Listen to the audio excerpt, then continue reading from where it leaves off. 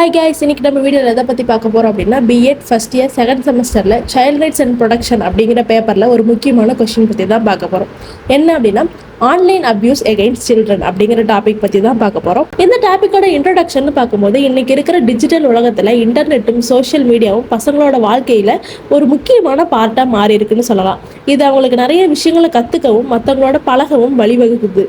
ஆனால் இந்த டிஜிட்டல் வளர்ச்சி பசங்களுக்கு கொஞ்சம் ரிஸ்கையும் கூடவே கொண்டு வருதுன்னு சொல்கிறாங்க. ஆன்லைன் அப்யூஸ்னு எதை நம்ம சொல்கிறோம் அப்படின்னா, ஒரு குழந்தைய ஆன்லைன் பிளாட்ஃபார்ம்ஸ், அதாவது social media, games, messaging apps வழியாக தப்பாக நடத்துறது, இல்லை மிரட்டுறது, இல்லை அவங்கள தப்பாக யூஸ் பண்ணிக்கிறது, இதையெல்லாம் தான் நம்ம ஆன்லைன் அப்யூசஸ்ன்னு சொல்லுவோம்.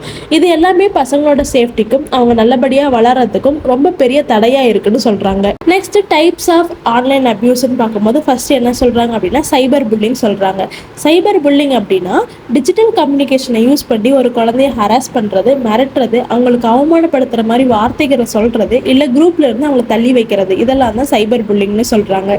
ஃபார் எக்ஸாம்பிள், ஒரு ஸ்டூடெண்ட் வேற ஒரு ஸ்டூடெண்ட் அவமானப்படுத்தணும்னு நினச்சி ஒரு ஃபேக்காக ப்ரொஃபைல் க்ரியேட் பண்ணி அதுக்கு கமெண்ட் பண்ணுறது, இல்லை அப்படின்னா ஆன்லைன் குரூப்ஸில் ஒருத்தங்களை மட்டும் பர்பஸ்ஃபுல்லாக தள்ளி வைக்கிறது, இதெல்லாம் தான் சைபர் புல்லிங்னு சொல்லுவாங்க.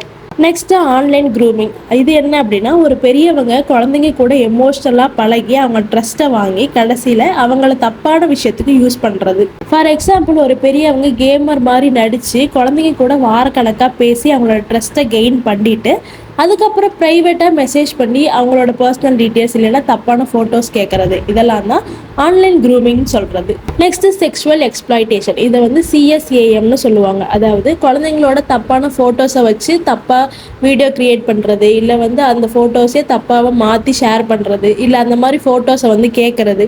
இதில் நிறைய நேரம் வந்து அந்த ஃபோட்டோஸ் வச்சு மிரட்டி பிளாக்மெயில் பண்ணுறதெல்லாம் இருக்கும். இது வந்து ஒரு டைப் ஆஃப் ஆன்லைன் அப்யூஸ்னு சொல்கிறாங்க. Next sextortion. இது என்ன அப்படின்னா, இதுவும் ஒரு விதமான பிளாக்மெயில் தான். குழந்தைங்களோட பிரைவேட் இல்லை இன்டிமேட் ஃபோட்டோஸை வெளியே விடுவோன்னு மிரட்டி அவங்க சொல்கிற விஷயத்துக்கு ஏற்ற மாதிரி அந்த குழந்தைங்களை வந்து செய்ய வைக்கிறது. Next catfishing. இது என்ன அப்படின்னா, ஒரு தப்பான ஆள் வேற ஒரு ஃபேக் ஐடென்டிட்டியில் உள்ள வந்து அந்த குழந்தைய நம்ப வச்சு அவங்கள தப்பான இடத்துக்கு இல்லை தப்பான ரிலேஷன்ஷிப்குள்ளே இழுக்கிறது. அதாவது எக்ஸாம்பிளாக சொல்லணும் அப்படின்னா, நான் வந்து உங்கள் அப்பாவோட ஃப்ரெண்டு அப்படின்னு சொல்லிட்டு ஃபேக்காக ஒரு ஐடென்டிட்டி க்ரியேட் பண்ணி உங்கள் அப்பா இந்த இடத்துக்கு நீ வர சொன்னார், இல்லை உங்கள் அப்பாவுக்கு வந்து ஏதாச்சும் ஆயிடுச்சுன்னு இப்போ கூட்டிகிட்டு வர சொன்னாங்கன்னு சொல்லிட்டு தப்பான ஐடென்டிட்டியை வச்சு ஒரு இடத்துக்கு கூட்டிகிட்டு போகிறாங்க அப்படின்னா அந்த அப்யூஸ் தான் இது. Next signs of abuse. இந்த மாதிரி அப்யூஸை வந்து ஒரு குழந்தை ஃபேஸ் பண்ணியிருக்கு அப்படின்னா அந்த குழந்தையோட பிஹேவியரல் அண்ட் ஹேபிட்ஸை வச்சு நம்ம ஈஸியாக கண்டுபிடிச்சிடலான்னு சொல்கிறாங்க. அதில் ஃபஸ்ட் என்ன அப்படின்னா பிஹேவியரல் சேஞ்சஸ். அந்த குழந்தையோட நடத்தையில் வந்து ஏதாவது மாற்றம் இருக்கான்னு பார்க்கணும். குடும்பத்திலிருந்து சடனாக விலகி இருக்கிறது, சீக்கிரமாக கோவம் வர்றது, சோகமாக இருக்கிறது, இல்லை படிப்பில் வந்து ரொம்ப பெரிய வளர்ச்சி இல்லாமல் இருக்கிறது, இந்த விஷயங்கள் எல்லாம் சடனாக சேஞ்ச் ஆச்சு அப்படின்னா கண்டிப்பாக அந்த குழந்தைகிட்ட ஏதோ ஒரு பிரச்சனை இருக்குது, அது எதுலேயோ ஒன்று மாட்டியிருக்கு அப்படின்னு சொல்லிட்டு நம்ம தெரிஞ்சுக்கலாம். Next digital habits. அந்த குழந்தை யூஸ் பண்ணுற ஃபோன் இல்லை கம்ப்யூட்டர் யூஸ் பண்ணும்போது ரொம்ப மறைச்சி வச்சு யூஸ் பண்ணுறது, இல்லை ஸ்க்ரீனை சடனாக ஆஃப் பண்ணுறது, இல்லை அவங்களோட டிவைஸை யாருக்கிட்டையும் ஷேர் பண்ணாமல் யாருக்கும் காட்டாமல் ரொம்ப ப்ரொடக்டிவாக இருக்கிறது, இந்த விஷயங்கள் எல்லாமே ஒரு சைன்னு சொல்கிறாங்க. Next emotional distress. அதாவது மனசுக்குள்ளேயே கஷ்டப்படுறது. ஆன்லைனில் வந்து ரொம்ப நேரம் இருந்து டக்குன்னு அந்த ஆன்லைன்லேருந்து வெளியே வந்ததுமே நார்மலாக இல்லாமல் திடீர்னு பயப்படுறாங்க, திடீர்னு சோகமாக இருக்காங்க, இல்லை அவங்க மனசில் ஏதாச்சும் தடுமாற்றம் வருது, அதை வெளியே காட்டினாங்க அப்படின்னா கண்டிப்பாக அவங்க ஃபோன்லேருந்து அவங்களுக்கு ஏதோ ஒரு பிரச்சனை இருக்குதுன்னு அர்த்தம்.